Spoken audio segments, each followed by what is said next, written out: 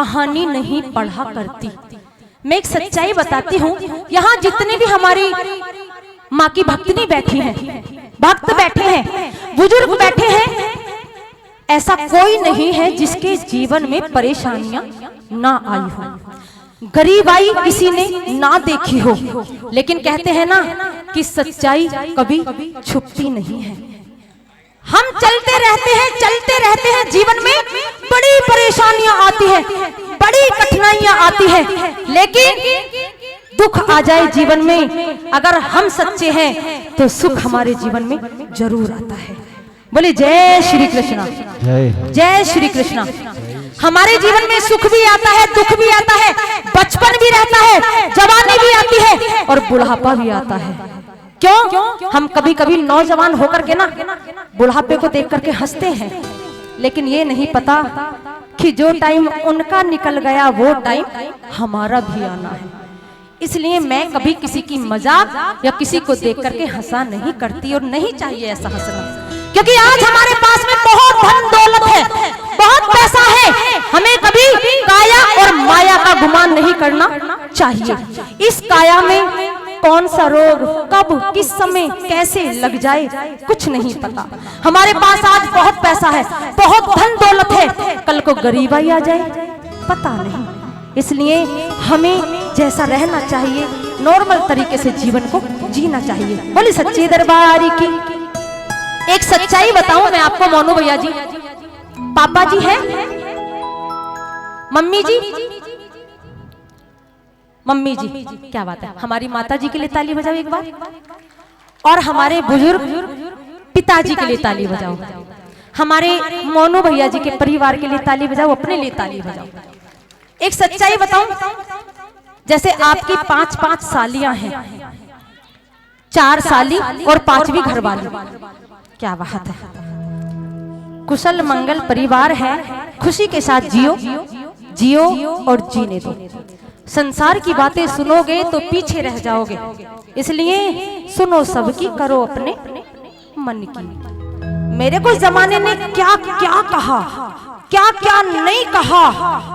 माँ जो होती है ना, बड़ी कोमल दिल की होती है, बेटी बाहर जाती है, पता नहीं जमाना क्या कहेगा। मैंने कहा जमाने पे आप चलो, मैं जमाने पे नहीं चलने वाली।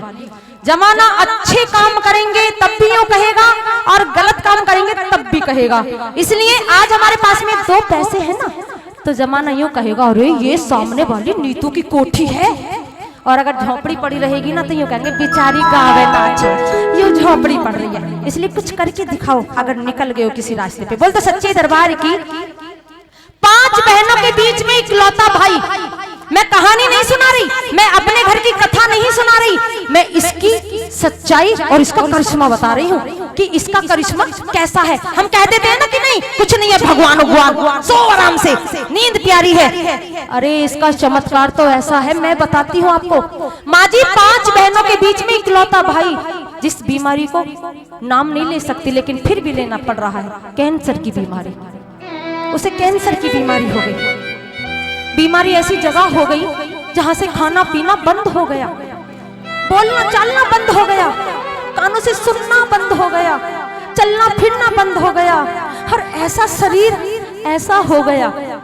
एक बूढ़ी माँ के दिल से पूछ के देखो कि जिसकी औलाद चारपाई में लग जाए, खाना पीना छूट जाए, उस माँ के दिल पे क्या गुजरेगी। एक बूढ़ा पिता घर में जिसे उस बेटे के सिवा कुछ नहीं दिखाई देता, आज वो बेटा ऐसी हालत में हो गया। बचपने में कहता था बापू मैं तुम्हारा सहारा बनूंगा, तुम्हारी लाठी बनूंगा, लेकिन आज बेटे ने पिता को अपना सहारा बना लिया। कैसी लीला अपरंपार है इस प्रभु की भी। ये खिलते खिलाते परिवार को रुला दे, इसके सामने किसी की नहीं चलती। मैंने बाबा से अर्जी लगाई, मेरा इकलौता भाई, संसार में कुछ नहीं दिखाई देता इसके से। हे बाबा अगर मेरे से कोई भी गलती हुई हो तो मुझे माफ कर दो। मेरा इकलौता भाई, 5 बहनों का रो रो के बुरा हाल। मैंने इतनी मेहनत करी, मैं कहाँ नहीं लेकर मैंने प्रोग्राम करने बिल्कुल बंद कर दिए। घर में बूढ़ा पिता क्या करेगा। मैं ऐसी जगह लेकर के गई, लेकिन मैंने अपने विश्वास को नहीं तोड़ा। मुझे सबने समझाया कि बेटा टूटना मत, अगर तू टूट गई तो इसका क्या होगा।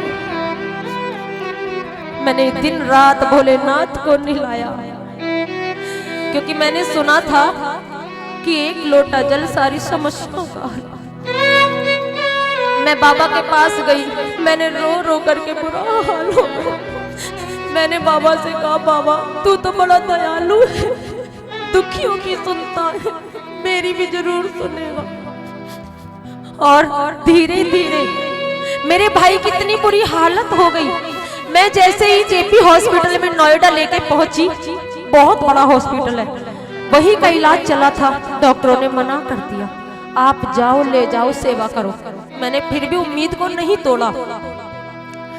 मैंने सुना है कि प्रभु के दरबार में जो सच्चे मन से जाता है ना, भगवान उसे निराश करके कभी नहीं भेजता है।